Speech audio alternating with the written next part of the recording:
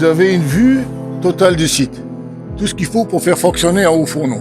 Vous avez à votre gauche les silos matières.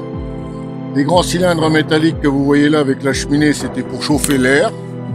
Vous avez le monte-charge parce qu'il faut bien monter les matières jusqu'au niveau du gueulard qui se situe à peu près à 40 mètres.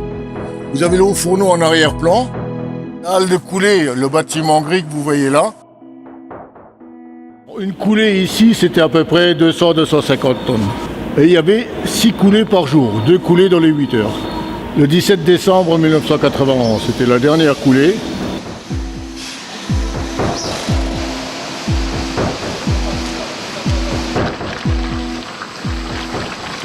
Vous êtes devant le réchauffage de l'air envoyé vers le haut fourneau. Parce qu'on envoie de l'air chaud vers le haut fourneau à peu près à 1200 degrés.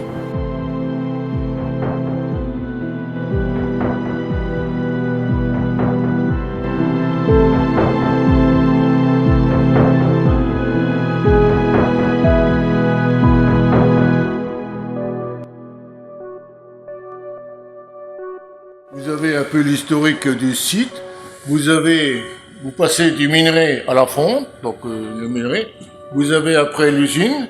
Vous avez après de la fonte au produit fini, donc vous avez les aciéries. Vous avez la machine à couler, parce qu'ici à Uconge on faisait que de la fonte.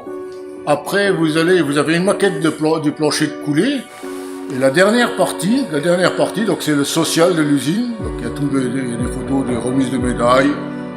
D'autres de l'habitat, et vous avez un petit espace photo. Vous pouvez vous déguiser en fondeur et prendre en photo comme fondeur. Le cylindre là, c'est un tube de gaz de haut fourneau qui reliait les usines de la vallée de la Penge ou de la vallée de l'Orne à la centrale sidérurgique de Richemont. Ici, il y avait des gros bâtiments, et c'était une première préparation du minerai de fer. Donc ils ont rasé ces bâtiments, donc les fondations sont restées, ils ont rajouté de la terre, et ils ont créé un jardin à thème. C'est un jardin à thème sur le thème de la sidérurgie. C'est un prix unique, c'est 3 €. Il peut aller aussi bien au jardin que sur la partie historique. Il peut aller en visite libre, en visite guidée. Donc il y a des visites guidées, donc là c'est gratuit les visites guidées, il n'y a pas de supplément.